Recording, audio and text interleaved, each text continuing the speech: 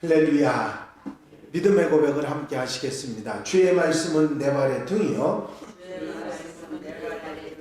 내 길의 빛이니이다. 아멘. 오늘 함께 보신 하나님의 말씀은 어제 시편 102편 11절 이후 12절부터 28절 말씀까지입니다. 시편 102편 12절로 마지막 절 28절 말씀까지 한 절씩 교독하시겠습니다. 여호와여, 주는 영원히 계시고 주에 대한 기억은 대대에 이르리이다. 주께서 일어나사 시온을 긍휼히 여기시니 지금은 그에게 은혜를 베푸시리라. 정한 기한에 가까우니이다. 주의 종들이 시온의 돌들을 즐거워하며 그의 티끌도 은혜를 받나이다. 이에 문나라가 여호와의 이름을 존경하며 이 땅의 모든 마음들이 주의 영광을 경외하나니 여호와께서 시온을 건설하시고 그의 영광 중에 나타나셨습니다. 여호와께서 빈곤한 자의 기도를 들어주시고 그들의 기도를 멸시하지 아니하셨도다. 이 일이 장래 세대를 위하여 기록되리니 창조함을 받을 백성이 여호와를 찬양하리로다. 여호와께서 위의 높은 성소에서 보시며 하늘에서 땅을 살펴보셨으니 이는 갇힌 자의 탄식을 들으시며 죽이기로 정한 자를 해방하사 여호와의 이름을 시온에서 그 영광을 예루살렘에서 선포하게 하려 하시냐. 그때의 민족들과 나라들이 함께 모여 여호와를 섬기리로다. 그가 내 힘을 중도에 세력하게 하며 내 날을 짧게 하셨도다. 나의 말이 하나님이여, 나의 중년의 나를 데려가지 마옵소서. 주의 연대는 대대에 무궁하나이다. 주께서 옛적에 땅의 기초를 놓으셨사오며 하늘도 주의 손으로 지으신 바 아니니까.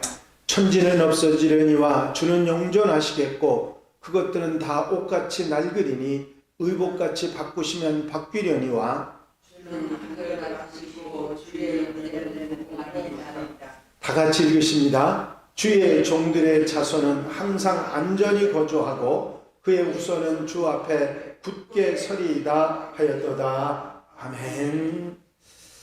할렐루야.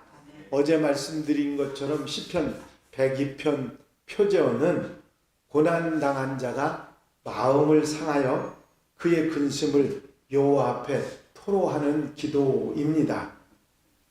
이 시편을 기록한 사람이 누군지는 알 수 없지만 이 시편을 기록한 이 시인의 상태가 어떠한지 이 표제어를 통해서 금방 알 수 있습니다. 고난당한다고 하는 단어는 아주 무거운 것으로 이 짓누르는 그런 의미를 가지고 있습니다. 특별히 경제적인 어려움을 겪을 때 사용했던 말이죠. 이제 아무것도 없는 그런 상황 속에서 마음까지 상했습니다. 이 마음이 상하다는 말은 기절했다, 그런 의미를 가지고 있거든요. 정신과 마음과 육체적으로 또 경제적으로도 상할 대로 상해서 거의 죽은 사람 취급을 당한 그런 상황이 되었다, 그런 이야기입니다. 그래서 자신은 연기와 같고 타버린 숯과 같고 광야에 홀로 있는 올빼미와 부엉이 참새와 같다고 그렇게 노래를 했던 것입니다. 그래서 음식을 먹는데 그게 빵인지 재인지 구분할 수도 없고 물을 마시는데 물이 아니라 눈물이었다고 그렇게 고백을 하고 있는 것입니다. 만약 시편이 어제 본 말씀대로만 끝나버리면 그저 처량한 자기 신세 한탄하는 그런 것으로 끝났을 텐데 오늘 본문 말씀은 전혀 다른 면을 말하고 있습니다. 자신의 처지를 바라보다가 이제 자신의 처지를 확대해서 나라, 자기가 살고 있는 국가의 운명을 생각하면서 자기 자신의 상황과 이 국가의 상황이 다르지 않다고 하는 그런 생각을 하고 또 하나님께서 나라를 회복시켜 주시겠다는 약속을 하셨기 때문에 만약에 하나님께서 나라를 회복시켜 주신다면 나도 내 개인의 이 아픔도 이 어려움도 회복시켜 주시리라. 그런 소망이 오늘 이 내용 속에 담겨 있습니다. 어제 본 1절부터 11절까지는 그러니까 나의 상황에 대한 표현이 24번이나 나오고 있습니다. 그 짧은 절에 어떻게 생각하면 안타까운 그런 상황이지요. 그런데 11절부터 이후에는 12절부터 오늘 보신 22절까지는 나라고 하는 단어가 한 번도 안 나오고요.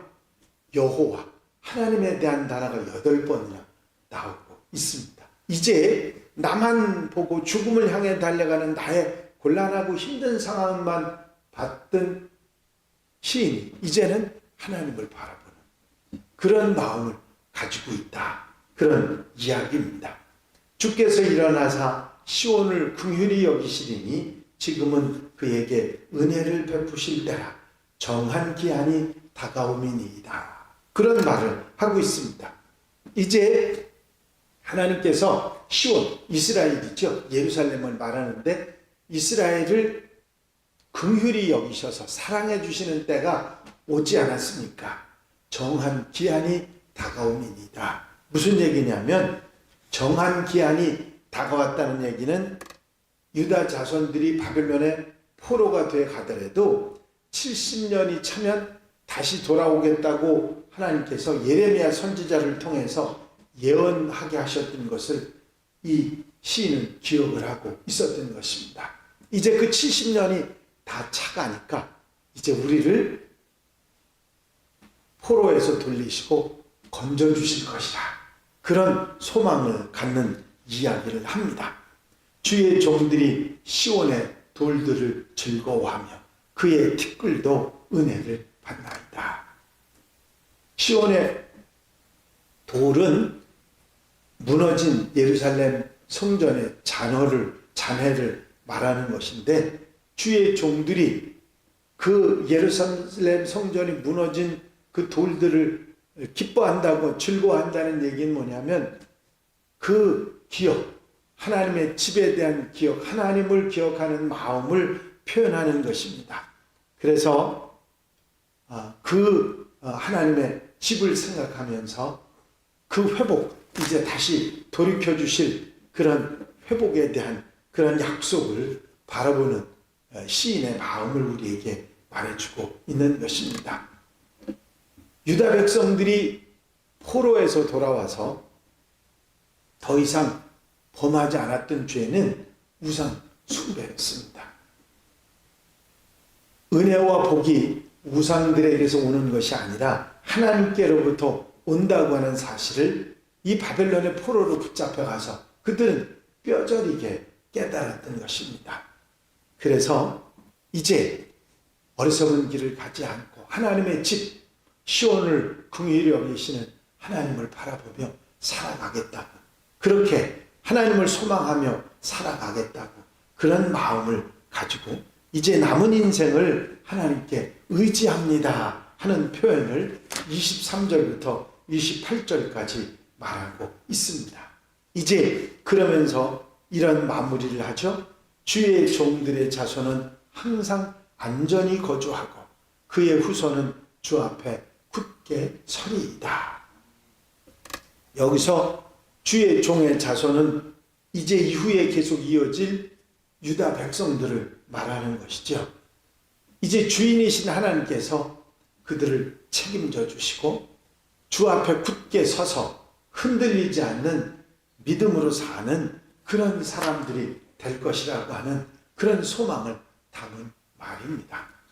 이제 앞부분에 절망적인 상황에 대한 이야기, 그리고 뒷부분에 하나님의 약속을 붙들고 이제 회복되리라고 하는 소망을 담은 시편 이제 102편의 말씀은 우리가 이 땅을 살아가면서 정말 암담하고 힘들고 어려운 상황이 된다 할지라도 하나님의 약속을 붙들고 흔들리지 않고 하나님을 바라보고 나아갈 때 그 소망이 이루어지는 축복이 있다 하는 사실을 우리에게 다시 한번 가르쳐주는 책임질이 되는 것입니다. 오늘 이 말씀 책임질하면서 내가 어떤 상황, 어떤 절망 가운데 있다 할지라도 하나님이 우리에게 소망이 되시고 그 약속의 말씀이 우리에게 소망이 된다는 믿음을 가지고 흔들리지 않고 하나님을 바라보고 살아가는 복된 하루, 아름다운 삶이 되시기를 주의 이름으로 축원합니다. 축원합니다. 기도드리십니다.